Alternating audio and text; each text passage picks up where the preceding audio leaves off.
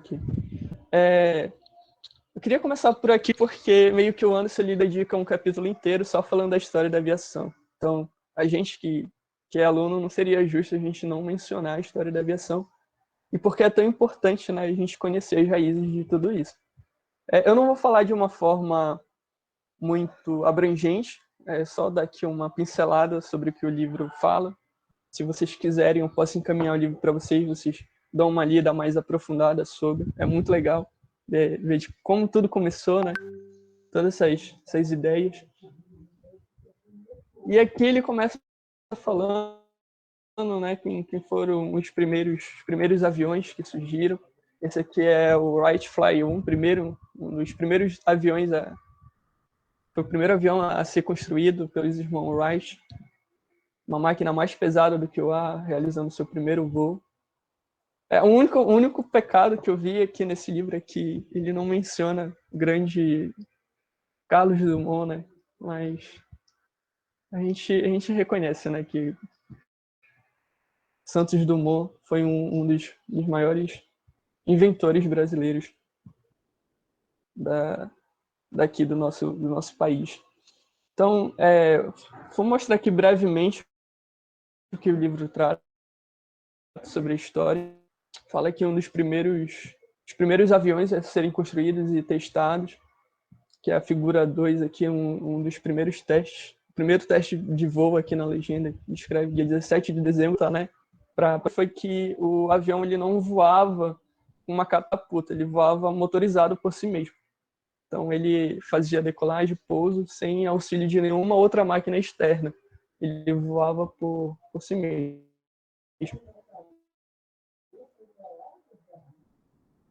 Aí aqui ele vem descrevendo os primeiros avanços da aviação, como tudo começou. Aqui a primeira imagem de Leonardo da Vinci, no século XV, os primeiros desenhos voo dos pássaros, né? Ele observava como é que as aves voavam, e aí ele ia criando as ideias dele. Enfim, era um homem brilhante. E aí ele criou aqui uns desenhos bem interessantes sobre os primeiros modelos de máquinas voadoras. Aqui a gente tem a primeira viagem aérea da história, um balão de ar quente, pensar, uma motivação pessoal mesmo, é que o Lord Kelvin, o cara lá da termodinâmica e da termometria, ele falou uma vez que máquinas, na época quando estava sendo desenvolvida, que máquinas voadoras eram impossíveis, né? Máquinas voadoras mais pesadas do que o ar. Era impossível. E aí isso faz a gente perceber que até os mais inteligentes muitas das vezes não acreditam no possível, né? E por mais que ele estava totalmente equivocado. E hoje a gente tem aí uma indústria aeronáutica gigantesca. O Brasil é liderança na América Latina, né? Com a Embraer, com a montadora de aviões aqui da América Latina. Então, assim, foi um desafio muito grande. Como tudo isso começou, muitas pessoas, como o Lord Kelvin, não acreditavam que isso era possível, mas foi totalmente equivocado e provado que ele não estava certo, né?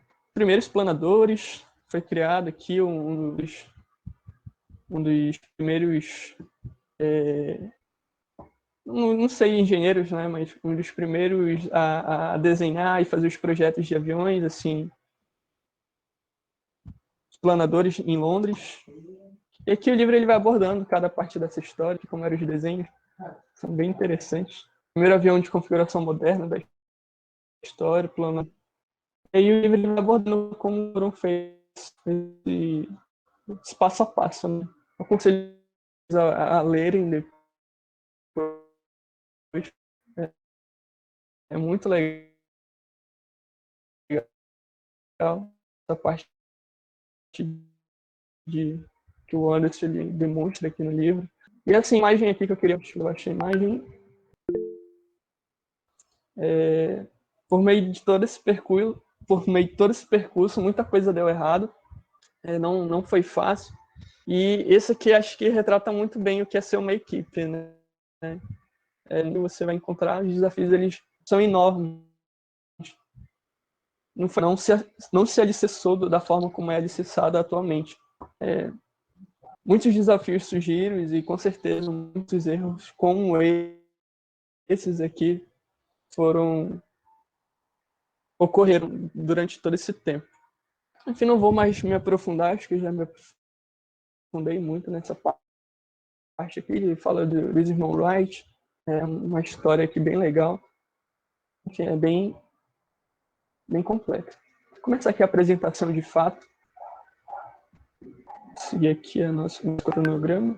Pois bem, vamos começar aqui com a estrutura de um avião, né? Como é que é a anatomia de um avião? Como é a estrutura de um avião? Vou começar aqui, quem vai apresentar sou eu e o Luiz. Vou tentar aqui falar um pouquinho sobre isso. E da teórica, estrutura de aeronave, controle de voo, falar um pouquinho sobre estabilidade de controle, depois citar nossas referências. Essa primeira imagem aqui é uma imagem geral de como são todas, só um momento, tem alguém pedindo para entrar. Uma imagem geral de quais são todas as estruturas presentes, né? Não todas necessariamente, mas as principais estruturas presentes em uma aeronave. E aqui vocês podem ver, né, as asas, o motor, conhecido como turbina, a gente tem a cabine, que fica o cockpit. Enfim, a gente vai detalhar cada um desses componentes aqui, dessa estruturação do avião, e espero que vocês entendam, né? Fiquem à vontade para perguntar. Falando um pouquinho sobre a fuselagem, né? A estrutura na qual são fixadas as demais partes da aeronave, como a asa, a empenagem, o trem de pouso e entre outras coisas.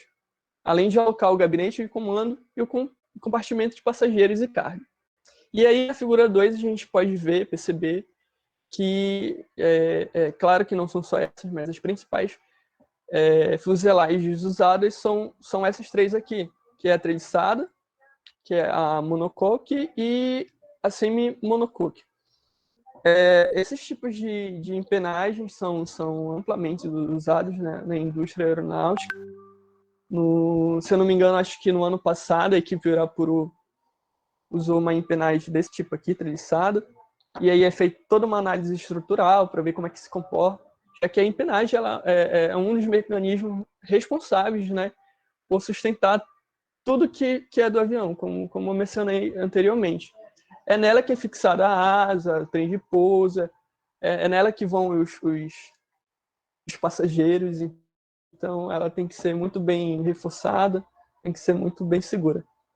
Então aqui a gente começa justamente por ela, porque ela é uma das partes mais importantes. A gente tem os aerofólios, ele vai configurar o tipo de asa que eu tenho, a sua aerodinâmica, e aqui a gente tem as forças que atuam no avião, né? Ele compõe a asa, a empenagem e a hélice. E os aerofólios também são estruturas aerodinâmicas que produzem forças úteis ao voo como empuxo e tração.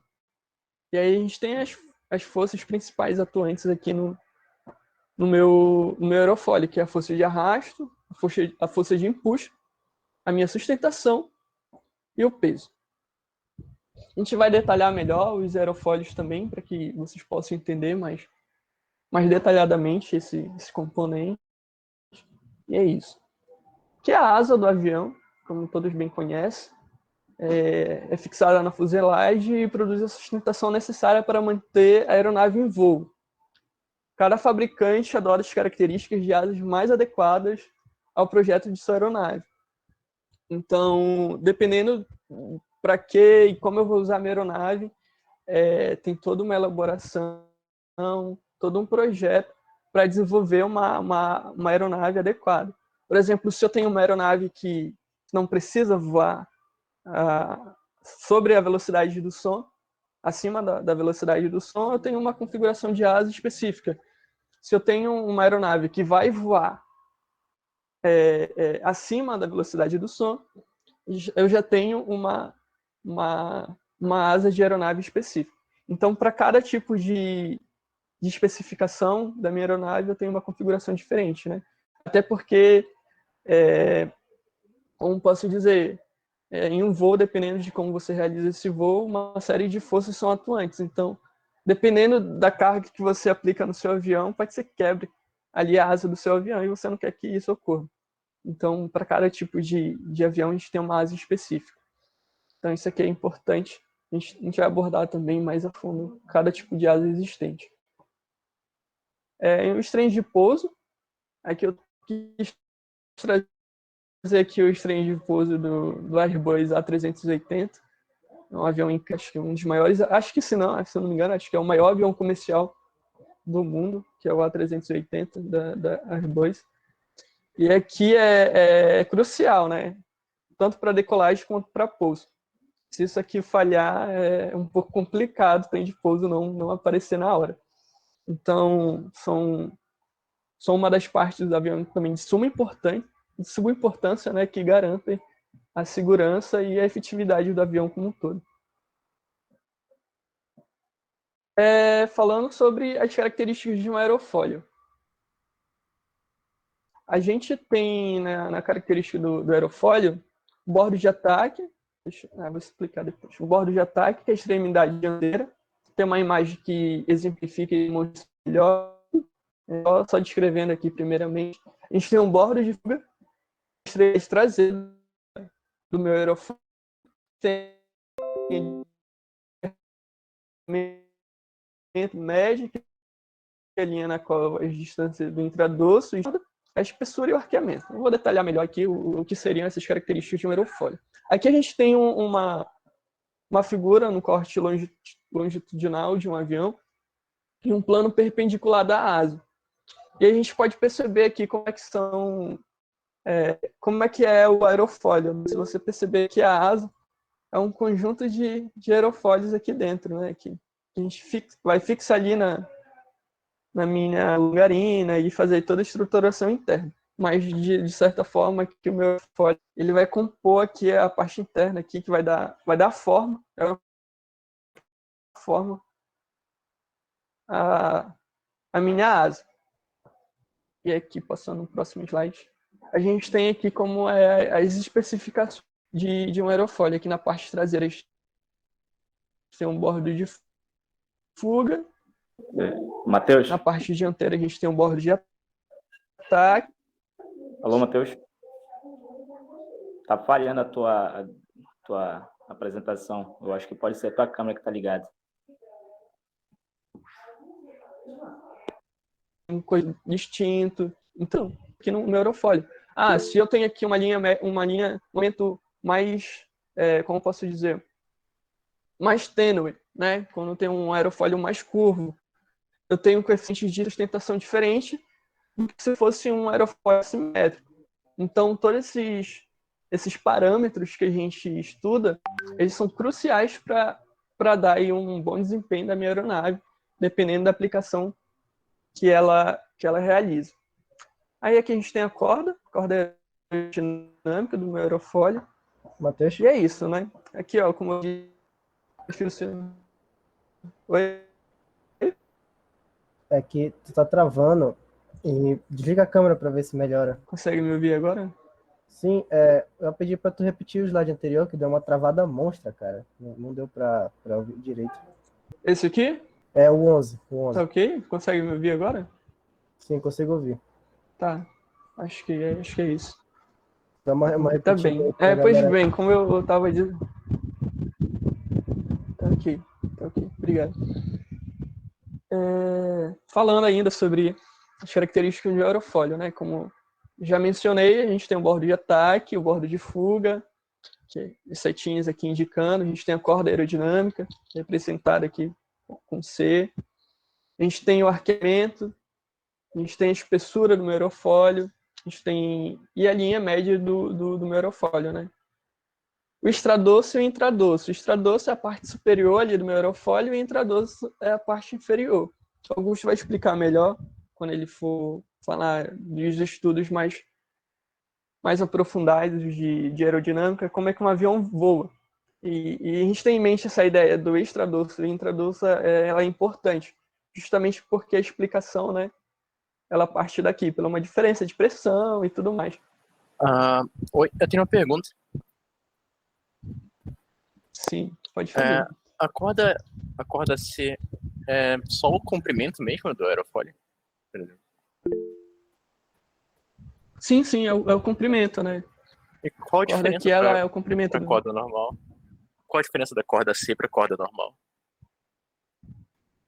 Eu acredito que seja a mesma coisa, né? A diferença aqui é que a corda tá aqui dentro e aqui ela tá aqui embaixo só para ilustrar melhor. Não, ok, obrigado. Mas a corda em si, ela é essa distância entre o bordo de ataque até o bordo de fuga. Que vai delimitar aí qual é o tamanho do meu aerofólio, né? Aí falando um pouquinho sobre os tipos de perfis, né? A gente tem um perfil simétrico. Observe que aquele, como eu disse anteriormente, o simétrico ele não tem um arqueamento. Aqui, ó, esse arqueamento no simétrico ele não é tão tênue. Já no assimétrico, que é o arqueado, ele já tem aqui uma curvatura. Isso a gente pode observar, como eu disse anteriormente, que essa curvatura aqui no meu aerofólio vai aqui me dar resultados distintos. Observe aqui o coeficiente de sustentação, CL, pelo meu ângulo de ataque. O ângulo de ataque é como se ele fosse a inclinação que o meu bordo de fuga faz, que é o meu bordo... Desculpa, perdão, gente. A inclinação que o meu bordo de ataque faz com a velocidade, como posso explicar? Deixa eu ver se eu tenho uma imagem mais ilustrativa. Bem aqui, o ângulo de ataque é essa aqui, ó. É o ângulo entre o bordo de ataque e o vento relativo. Era isso que eu queria dizer. Eu vou chegar melhor nele. Então, a gente vê aqui nesses dois gráficos essa diferença, né? Que, ó, o perfil que é arqueado, ele não parte de uma sustentação zero. Para ele ter uma sustentação zero, aqui, ó, no perfil arqueado, ele tem que partir com um ângulo de ataque negativo. Já no simétrico, é proporcional, né? A gente tem o coeficiente de sustentação, ele é zero quando o meu ângulo de ataque também é zero. Então, essa aqui é uma vantagem. O perfil simétrico ele é amplamente usado na parte de empenagem do avião. A gente vai explicar melhor lá na frente que a empenagem do avião, a parte traseira ali do avião, né, a cauda, ela precisa iniciar ali, quando ele está iniciando ali a decolagem, esse coeficiente ali na cauda, essa sustentação ali na cauda, ela tem que ser zero, né? Isso aí vai implicar no que se refere-se ao centro de gravidade do meu avião. Então, toda essa história de estabilidade, de controle do avião também são partes importantes para você controlar o seu avião ali no ar de forma segura. Então, o perfil do aerofólio usado, ele tem que ser escolhido, estudado de forma bem detalhada, para que você não corra erros e isso aí influencie no desempenho da sua aeronave. Então, essa aqui é a principal diferença, né, que a gente pode ver, né, do que acontece se eu tiver um aerofólio, muda o meu coeficiente de sustentação com base no meu ângulo de ataque. E aqui o ângulo de ataque, né, que é formado entre a linha da corda do perfil e a direção do vento relativo. Influi decisivamente na capacidade da geração de sustentação do perfil. Normalmente, o aumento do ângulo de ataque proporciona um aumento de força de sustentação até o ponto de stall. Então, o que seria, né, ponto de stall, sustentação e tudo mais? Fica complicado explicar sem ter um aerofólio na mão aqui para vocês, mas aqui pela imagem a gente percebe o seguinte: o meu aerofólio ele tem que ter um ângulo de incidência mínimo ali na minha asa para ele realizar voo, né? Como eu disse, vai ter aqui uma diferença de pressão e tudo mais que vai fazer o meu avião voar. E aí o vento relativo que acontece ali na minha asa, ele tem que ser para mim ter observe aqui no gráfico, conforme eu vou aumentando o ângulo de ataque, eu aumento a minha sustentação. Só que chega um limite bem aqui, ó, que quando o meu ângulo de ataque é muito alto, imagine, por exemplo, aqui o meu aerofólio ficando no ângulo de 90 graus, do que deveria ocorrer, justamente porque o meu ângulo de ataque da minha asa não tá da forma que deveria estar. Então, aqui ó, a gente tem essa exemplificação no gráfico. Quando eu aumento o meu ângulo de ataque, eu aumento a minha sustentação e, consequentemente, o meu arrasto. E aí eu tenho um limite para esse meu ângulo de ataque, e caso esse ângulo de ataque aqui seja superior a esse meu limite, a gente tem uma queda brusca da minha sustentação. E aí o avião cai. Já aconteceram acidentes de aviões comerciais caírem no Atlântico, justamente por conta do stall. Eu estava vendo uma reportagem uma vez de uma situação parecida. Se eu não me engano, foi um passageiro entrou no cockpit e aí os pilotos deram eu não lembro se essa história é verídica, mas lembro de ter visto algum vídeo comentando sobre isso. E eles deram o controle do avião para um guri lá que estava, e só que eles deram se confiando que estava no piloto automático. E aconteceu que acho que ele deve ter mexido em alguma coisa, e aí ele colocou a aeronave num ângulo de stall. E aí a aeronave caiu, e aí aconteceu caiu ali, acho que foi no Pacífico, se eu não me engano. E aí o avião se perdeu. Então, assim, esse ângulo de ataque do meu aerofólio, ele é muito importante, porque ele define, né, a sustentação do meu avião. Eu tenho uma dúvida. Isso quer dizer que, então, a maior sustentação do avião é quando ele está decolando? Não necessariamente, eu acredito, né? Maior sustentação do avião quando está decolando. Augusto, o que tu pode me dizer, Augusto? Sim, cara. Uma aeronave ela possui vários valores de coeficiente de sustentação. Então, eu posso afirmar, assim, que quando a aeronave ela está decolando, ela vai alçar voo, ela tem, sim, um maior coeficiente de sustentação. Quando ela está em voo de cruzeiro, obviamente, o coeficiente de sustentação é menor. Outro ponto que a sustentação é maior é quando a aeronave está aterrissando. Então, como eu disse, a aeronave ela possui vários valores de coeficiente de sustentação durante um voo, sendo maior ou não. Então, eu posso dizer assim que durante a decolagem a sustentação será maior quando comparado, por exemplo, com o voo de cruzeiro, voo nivelado. Seria isso. Obrigado. E ela se altera, né, quando a gente vai mudando aqui. Essa sustentação ela vai mudando.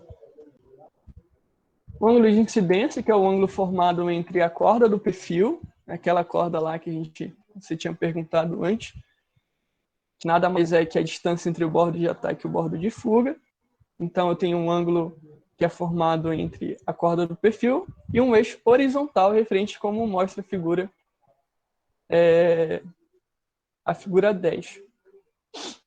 Geralmente as asas são montadas de modo a formarem um pequeno ângulo de incidência positivo.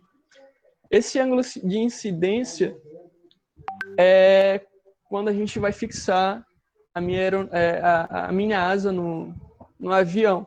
E aí ele tem que ter um ângulo mínimo ali para ser fixado. Por exemplo, eu não posso fixar a minha asa de forma que esse ângulo de incidência aqui não seja determinado.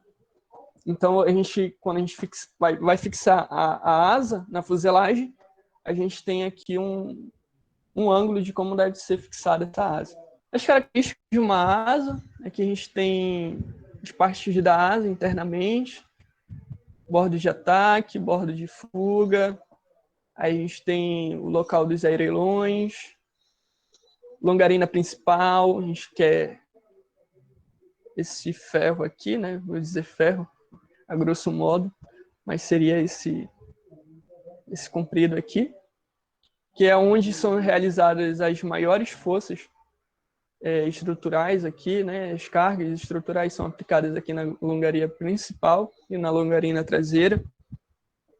Então, o pessoal de estruturas aí, quando ele vai projetar o avião, ele faz todo um estudo nessa parte aqui de estruturação, e aí eles colocam isso no software, analisam, vejam, eles vão verificar aí os maiores pontos de tensão, onde acontece aí, no caso,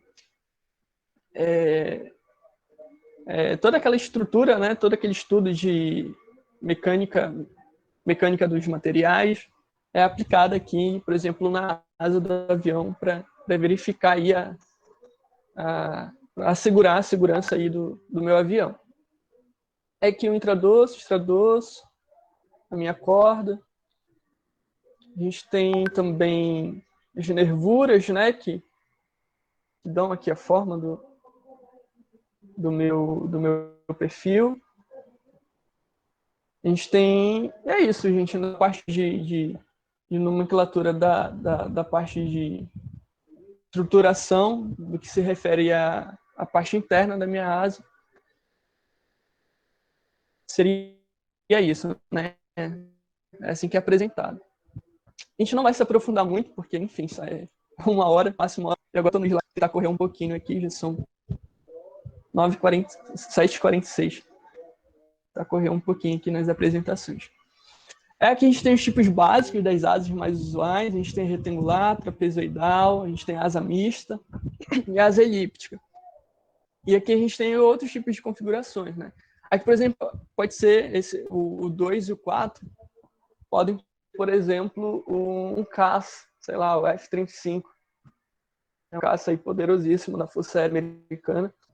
E aí, geralmente, os caças, eles têm esse formato de asa aqui, ó, triangular, né? Um triângulozinho aqui. Isso aqui é justamente como eu expliquei lá no início. Para cada tipo de asa, a gente tem uma aplicação numa aeronave diferente. Então, a gente sabe que os caças, eles voam a velocidades superiores à velocidade do som. Então, a gente tem que se assegurar que essa asa não vai quebrar. É uma forma de distribuir todo esse esforço, todas essas cargas, é construir aqui, por exemplo, uma asa aqui para o meu avião, de forma triangular. A gente tem aqui a asa mista, enfim, são vários tipos de asas existentes. Falando aqui em específico da retangular, a relação entre a força de sustentação e a força de arrasto, que é o L sobre o D, né, essa razão aqui, é menor quando comparada a uma asa trapezoidal ou elíptica. Ou seja, não é tão vantajoso, né, quando a gente se refere a isso, a essa eficiência aerodinâmica, não é tão vantajoso quando a gente vai comparar uma asa retangular, ela tende a ser inferior a uma trapezoidal ou elíptica. O arrasto induzido nessa asa é maior que uma asa trapezoidal, então isso também é um fator não muito bom, porque a gente tem que evitar o arrasto e aumentar a sustentação do avião. Esse é da aerodinâmica, né? A gente tem que evitar uma coisa maléfica e melhorar uma coisa benéfica. Então, a ideia toda é diminuir o arrasto induzido e aumentar aí a sustentação. Então, no que se refere à asa retangular, a gente percebe o quê? Que a asa retangular ela tende a ser inferior se comparada com a trapezoidal e ele arrasto. A vantagem é uma asa retangular, maior facilidade de construção e menor custo de fabricação. A gente, na equipe Irapuru, a gente é acostumado a usar mais a asa retangular justamente por essa vantagem. A gente já não tem muito dinheiro, então, por conta do menor custo de fabricação, por conta da facilidade de construção, a gente acaba optando por ela. Mas a ideia é a gente ir melhorando e estudando mais a fundo todas essas ideias para aplicar um outro tipo de asa que seja mais eficiente e aí garanta um desempenho para o meu avião melhor. Asa trapezoidal, né? As características dela, quais vantagens e desvantagens.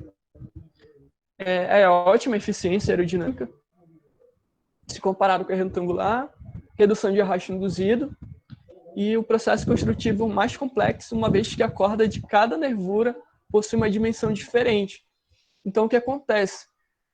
se vocês perceberem aqui, a nervura ela vai diminuindo até chegar aqui na parte aqui externa da minha asa, né? Então aqui a minha raiz da minha asa eu tenho uma corda diferente e aqui no finalzinho uma corda menor. Então, para confeccionar isso dá um pouco mais de trabalho. Se comparado com a asa retangular,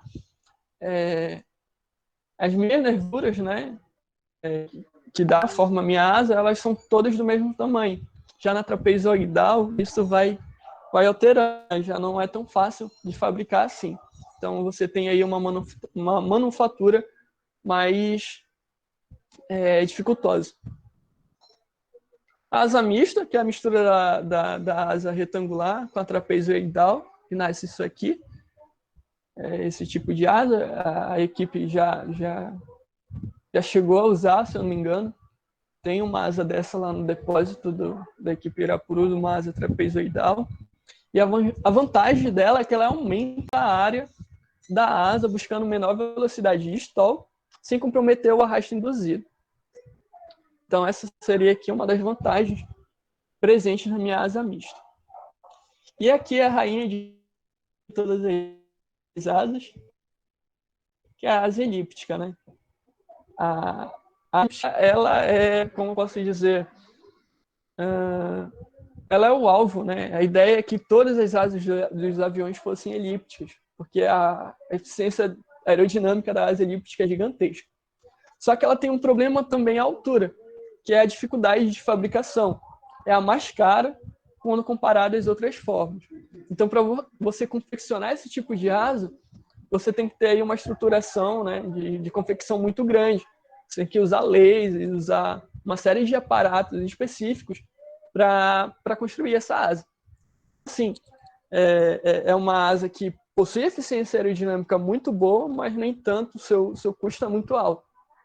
Tanto é verdade que um dos poucos aviões que usaram esse tipo de asa, né, foram os aviões da Segunda Guerra Mundial. E aí a figura 18 ela retrata muito bem isso, que, né, a asa do avião aí da Força dos Aliados, né, da França, o Supermarine Spitfire, que foi um dos aviões usados na Segunda Guerra Mundial.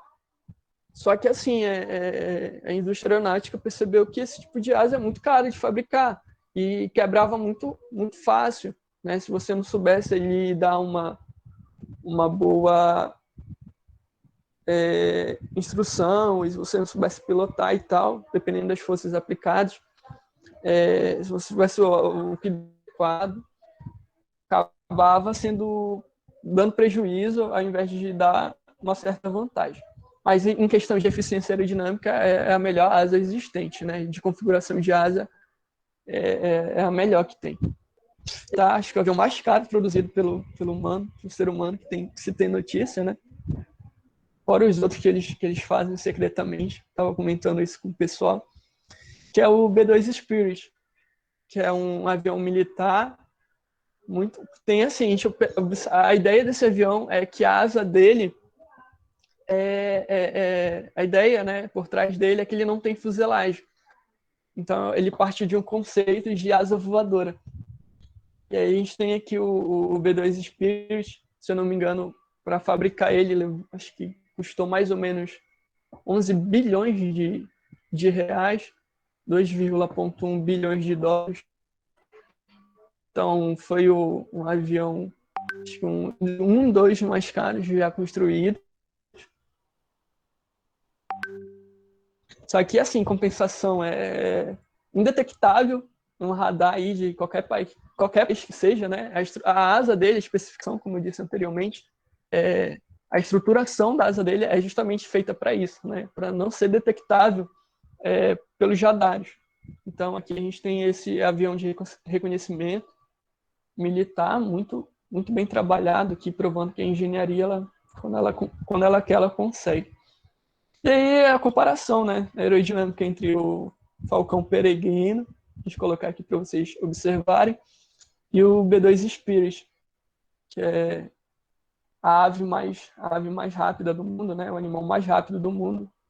E aqui um dos aviões militares mais bem, com os aparatos específicos mais mais caros do mundo, né? Pode-se dizer assim. Então, assim, é incrível como a gente é capaz de construir uma coisa dessa, né? Para mim, é um dos aviões mais sensacionais que existe. Sobre os controles de voo. A gente tem aqui uma parte crucial do... A gente vai pilotar o avião, né? De como é que o avião se comporta ali no ar. E a gente define 2 eixos, que é o eixo vertical e o eixo longitudinal. Perdão, não são 2, são 3, né? E ainda tem o eixo transversal ou lateral. E cada eixo aqui, ele vai me proporcionar um tipo de movimento distinto no meu avião. Então a gente tem um movimento de picar, que é esse movimento aqui, né? O avião, ele... Eu não sei explicar sem estar apresentando, né, para vocês, mas é como se ele estivesse arfando aqui, né? A ponta aqui do bico dele estivesse indo para cima e estivesse indo para baixo. Seria mais ou menos essa a ideia. A gente tem um momento de rolamento, que é ele girando no eixo longitudinal. A gente tem o momento de guinada, que é o avião rotacionando no eixo vertical ou na normal. E esses aqui são os tipos de controles básicos existentes aí no meu avião. Para a gente fazer esses movimentos, né, a gente tem que ter uns controles de voo, né? Se a gente quer fazer rolamento, a gente quer fazer guinada, a gente quer fazer arfagem, como é que faz? A gente tem o que a gente chama o controle de voo. A gente tem os controles primários, que são os ailerons, profundor e o leme, e os secundários, que são os flaps, slots, slats, os compensadores e os spoilers. São divididos nesses dois principais controles aqui, os secundários e os primários.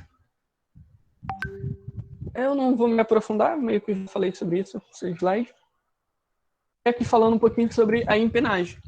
Vou dar uma corridinha aqui, que já vai dar 8 horas, né? 3 minutos e ainda está no slide 25, de 55. Tem como função estabilizar e controlar o avião durante o voo, né? A gente tem a superfície horizontal, é responsável pela estabilidade e controle longitudinal. E a gente tem também a superfície vertical, que é responsável pela estabilidade e controle direcional. Então, a gente tem aqui a caracterização estrutural da minha empenagem, ou cauda, né, como algumas pessoas chamam. A gente tem um profundor, que é essa parte aqui na minha horizontal. A gente tem os compensadores, temos o leme, temos o estabilizador vertical e estabilizador horizontal, como eu mencionei anteriormente.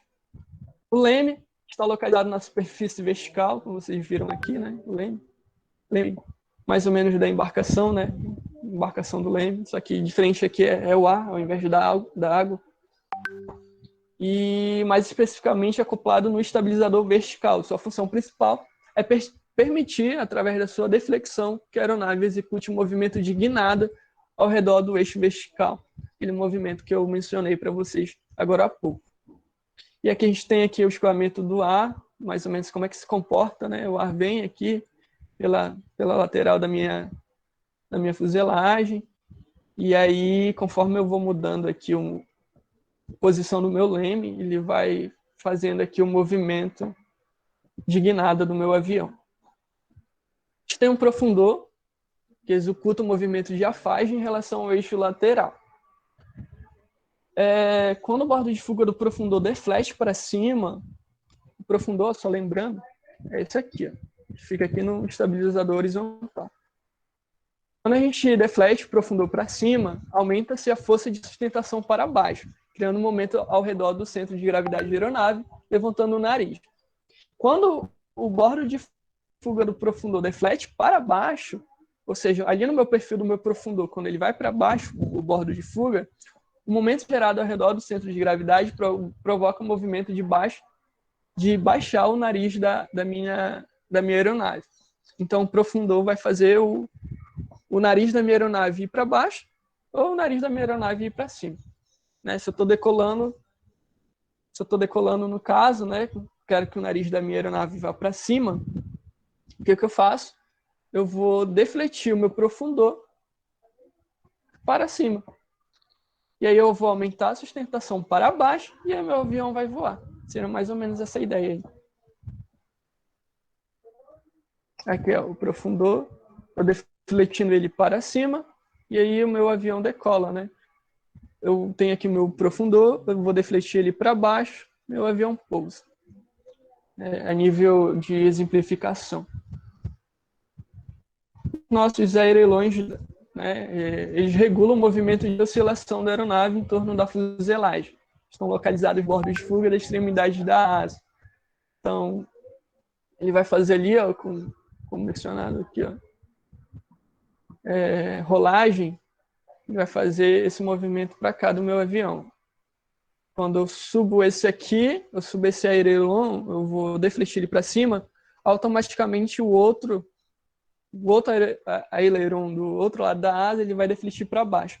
E aí eu vou provocar o momento de rolamento, que é justamente o que está especificando na figura 25, né? Aumento de sustentação. O aileron da asa esquerda deflete para baixo, o aileron da asa direita deflete para cima. Um exemplo muito legal de vocês fazerem isso é com um aviãozinho de papel. Aqueles aviões básicos, você pega a parte, você faz ali, não dá para explicar, obviamente, por aqui, mas é possível você fazer. Você está em casa, tem uns vídeos na internet de ensino como faz, né? Esses controles de voo no avião de papel. É bem interessante. Os controles de voo secundários, né? Eles vão auxiliar os controles de voo primário. Então, os controles de voo secundários, eles auxiliam na performance do voo e na diminuição das forças empregadas pelo piloto ao movimentar a aeronave. O sistema de controle de voo secundário é composto pelo flap, slot, spoiler e os compensadores.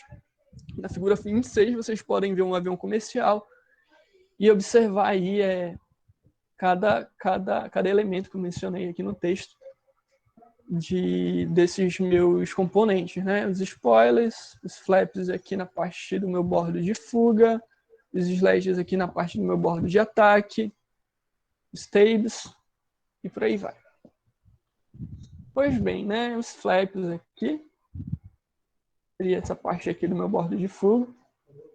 A gente tem vários tipos de flaps, é um dispositivo hipersustentador utilizado durante pousos e decolagens, né? A gente vê aqui que ele aumenta, né? O bordo de fuga ele é estendido aqui no caso do tipo Z. A gente tem vários tipos de flaps usados na minha aeronave. Tem a função de gerar um aumento de sustentação por meio da alteração da curva do aerofólio. Então, a gente vai mudar aqui também a curva do meu aerofólio, proporcionando um aumento da sustentação da asa do meu avião. Aqui é a demonstração dos meus flaps, como eles são constituídos. A figura 28 é da asa do Boeing 747-400. E da figura 29 a gente tem a asa do Bash E-18S. Os slots e os slats ficam na parte do meu bordo de ataque, da asa do meu avião. São os dispositivos hipersustentadores que atuam no bordo de ataque da asa de forma a gerar uma fenda, né? Aqui a fenda aqui na figura 28, na figura 31, perdão. Gerar uma fenda que gera energia aos filetes e retarda o turbilhonamento, né? São usados em situações de elevando o ângulo de ataque e podem ser fixos, slot, ou comandáveis, os slats. Então, a gente tem aqui dois tipos, né? Quando é fixo, a gente chama de slot, e quando a gente pode alterar, a gente chama de slat. Então, prosseguimento aqui, a gente tem como é que funciona os flaps e os slats. A gente tem o escoamento, simbolizado pela linha azul, direção do vento, a corda, os flaps estendidos, os slats estendidos. E vocês observam aqui como é que funciona, né? Como é que se dá o escoamento quando esses meus controladores de voos secundários são acionados. Eu vou dar aqui Para não ficar tão repetido, eu vou passar alguns slides. Para não passar muito do tempo, que está no slide 37. E passar logo para a estabilidade de controle. Acho que eu já falei mais de 49, quase 50 minutos aqui. Vou deixar o Luiz dar continuidade nessa parte de estabilidade de controle. Tá bem? Obrigado, gente. Boa noite a todos. Essa parte de estabilidade de controle, a gente também não vai se aprofundar muito, mas é só para a gente ter uma noção de como todas essas características que o Matheus abordou funcionam no avião. Ok, pode passar. Então, a estabilidade estática é definida como a tendência de um corpo de voltar à sua posição de equilíbrio após qualquer distúrbio sofrido, ou seja, se após uma perturbação sofrida existem forças e momentos que tendem a fazer o corpo voltar à sua posição inicial, ele tem uma estabilidade estática. A gente vai ver como isso funciona melhor com base nas imagens que a gente tem depois. Pode passar? Aqui, existem 3 tipos de estabilidade, estática e dinâmica. Ou seja, tanto a estabilidade estática quanto a dinâmica, elas podem ser estáveis, indiferentes ou instáveis. A estabilidade estável é a tendência de aeronave de retornar à sua posição inicial de equilíbrio. Por exemplo, aqui na imagem dessa bolinha, se a gente levantar ela aqui para cima e soltar, ela vai fazer o movimento até voltar à sua posição inicial. Isso é uma estabilidade estável.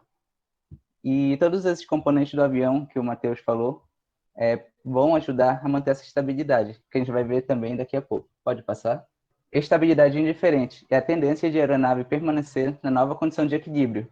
Ou seja, se ela está num voo reto e nivelado, por exemplo, e ela sofre um desvio, ela vai manter uma nova posição de equilíbrio, sem continuar se desviando. Por exemplo, essa bolinha. Se a gente aplicar uma força nela, ela vai continuar rolando nessa mesma direção. Pode passar? E a estabilidade instável, que é a tendência de a aeronave de, após alterar a sua condição de equilíbrio, continuar se afastando da condição inicial. Por exemplo, na bolinha novamente, se a gente aplicar força nela, ela vai continuar se afastando e não vai voltar para essa posição. A tendência dela é de continuar no estado de desequilíbrio, se afastando dessa posição de equilíbrio. E a estabilidade dinâmica, ela também pode ser estável, indiferente ou instável. Porém, dinamicamente estável, a gente diz que a amplitude das oscilações ao passar do tempo ela vai diminuir até que a aeronave retorne à condição original. Ou seja, se ela está voando e ela sofre uma perturbação, ela começa a oscilar. Essa oscilação vai diminuindo com o tempo. Então, até retornar à posição original, isso vai ser dinamicamente estável.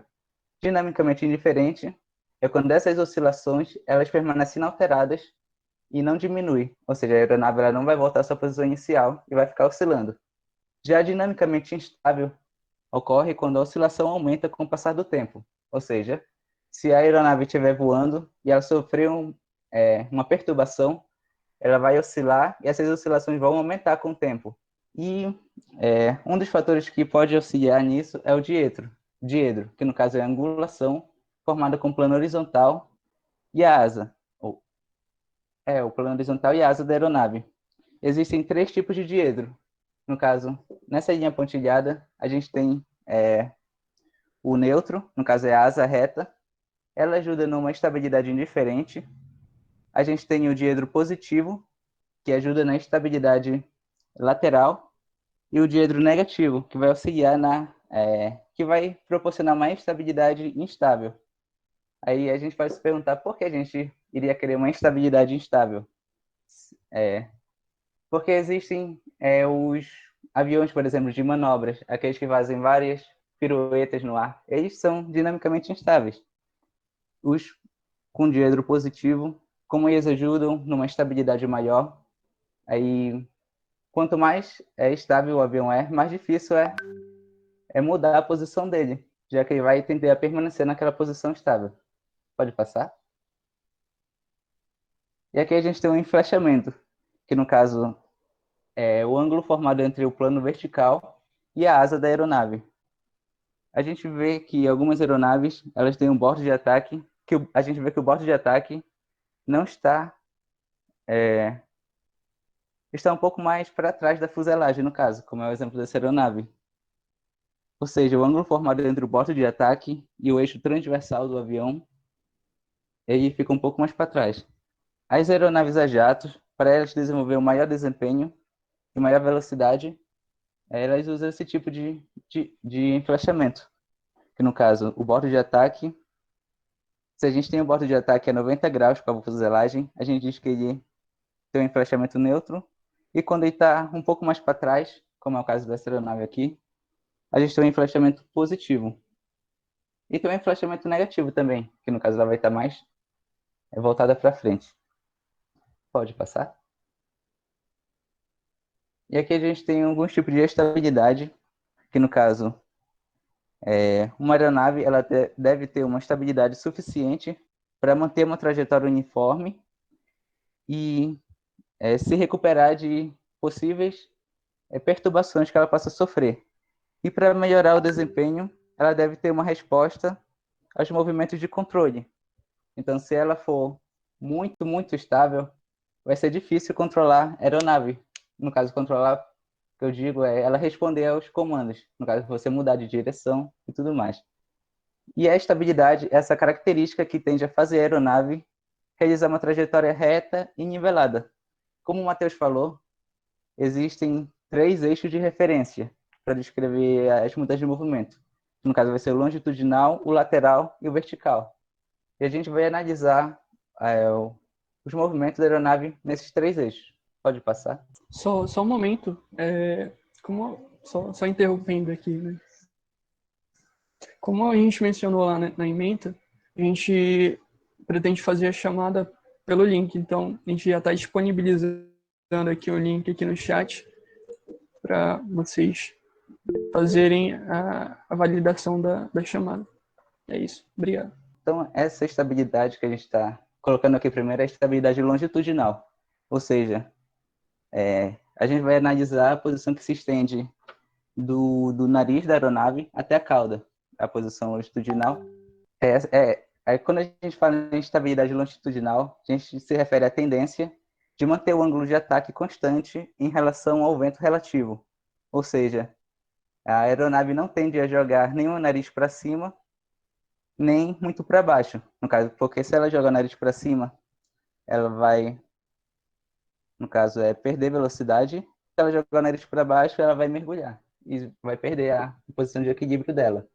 O que a gente está mostrando aqui nas imagens, a gente tem a aeronave, abaixa a rajada de vento, aí o nariz pode levantar ou abaixar.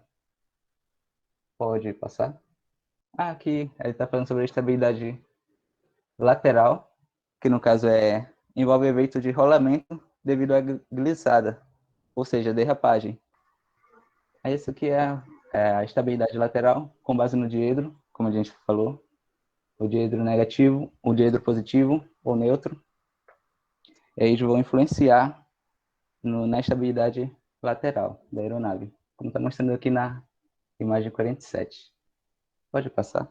Aqui na 51, a gente tem, com base ainda na estabilidade lateral, que envolve o efeito da rolagem devido à glissada, como eu falei, o efeito quilha, que no caso são forças produzidas sobre as superfícies laterais do avião e o que pode torná-lo estável ou instável.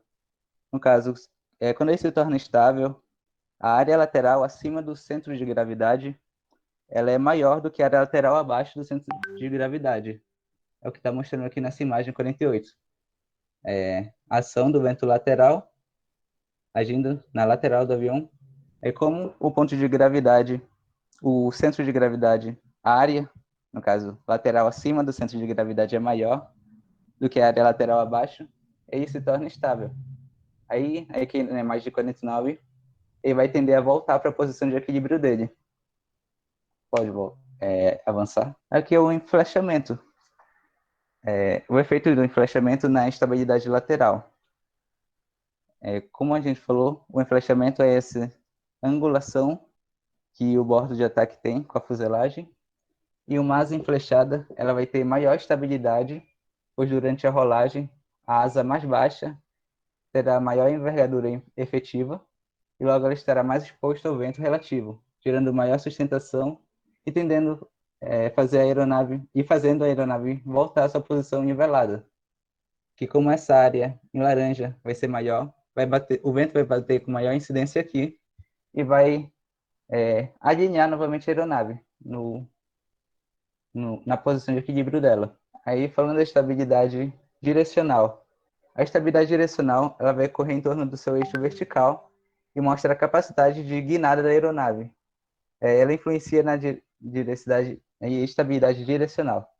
As coisas que influenciam nessa estabilidade são o tamanho do estabilizador vertical, o posicionamento do CG, que é o centro de gravidade, e o enflechamento.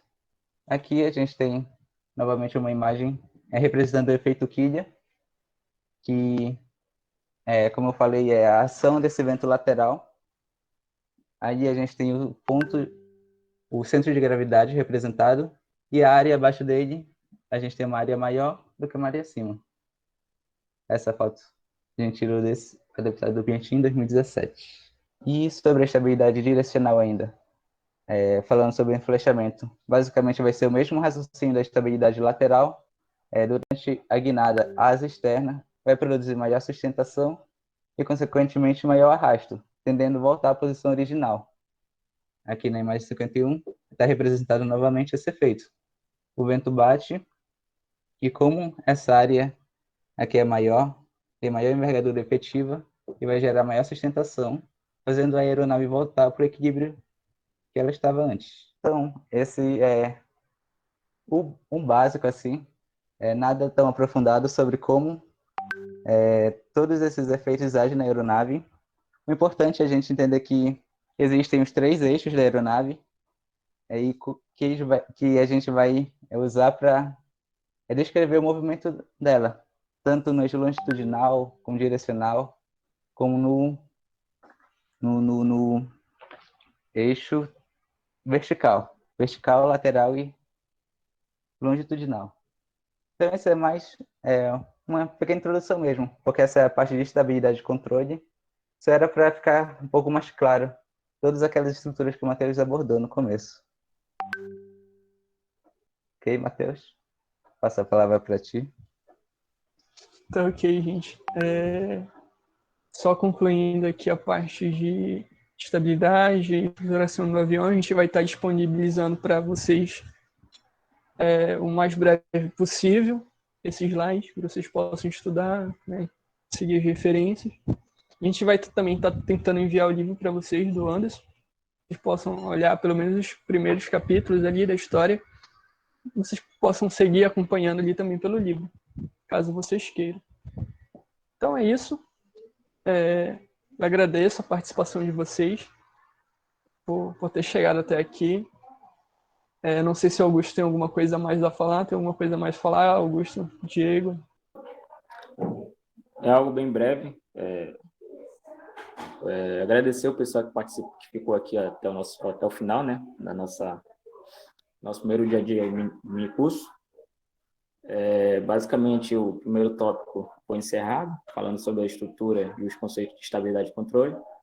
E amanhã a gente começa os conceitos mesmo de fato da aerodinâmica, né? Uma teoria básica e outros conhecimentos também. Então, obrigado por vocês terem ficado até o final e esperamos vocês amanhã, a partir das 7 da noite, para começar a segunda parte do mini curso.